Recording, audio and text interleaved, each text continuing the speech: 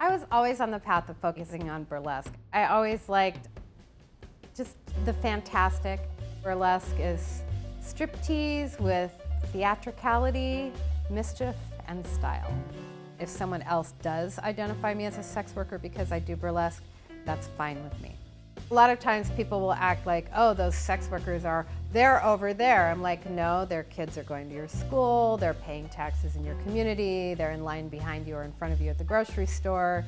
They aren't, dropped off from an alien space station and then picked up again. They're there, we're among you. When I was young, everything was really conservative around me. So I was given a really hard time for being queer, and it didn't occur to me to not talk about it. And then when people did give me a hard time, I doubled down. I got beat up, I had to change schools. I don't feel like I had any choice but to leave the conservative landscape. They were already beating me up there.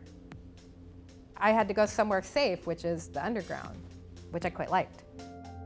All I had was punk rock and Rocky Horror, so I went to Rocky Horror in Atlanta in the 70s.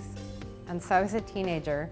They had drag shows and sort of variety artists like jugglers and standalone musicians before Rocky Horror.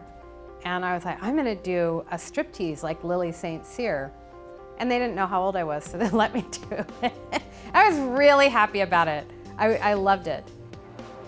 I started coming here in the 80s, coming to New York a lot, and I was working in strip joints here and featuring here as well. I really liked it. It was everything that I wanted it to be.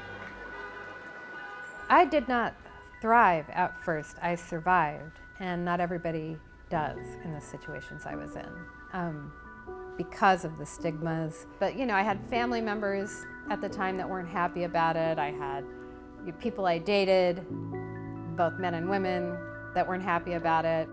But I just didn't feel like it was a sin, and I wasn't ashamed, and so I tried to be polite about it. I didn't feel like I had to throw it in people's faces, but I didn't feel like, once I was a little older, I didn't hide it either.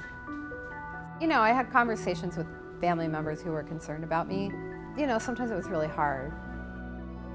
But I'm lucky they respected it. I have friends whose families did not respect their choices, so.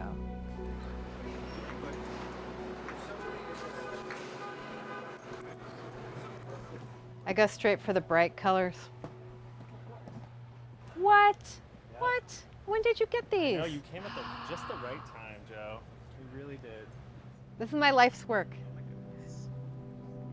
There are a lot of politicians talking about sex work, using the term sex work sort of in that umbrella sense that covers strippers and full service people and dominatrixes and cam girls and whoever else, right?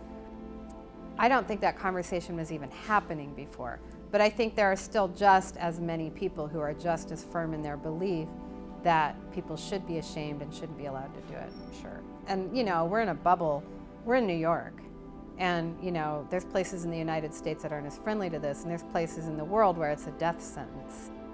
To try to eradicate it is ridiculous because it shouldn't be illegal.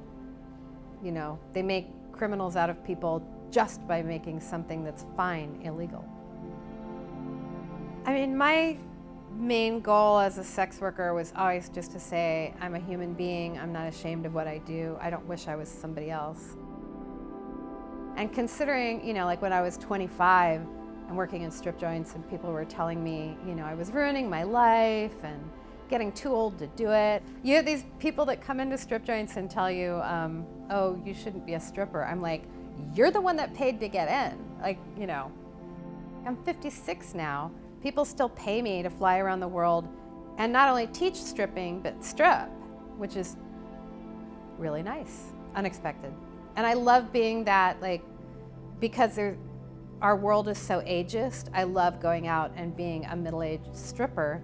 And I love working for the Burlesque Hall of Fame and introducing people to women who did burlesque in the 50s and 60s and having them see them perform live. If I could recommend one quality to any young queer or just outsider people, it would be shameless. Just don't be sorry. Don't be sorry about who you are. Enjoy it. Find other people who like it and focus on them. This is really true. It kept me alive.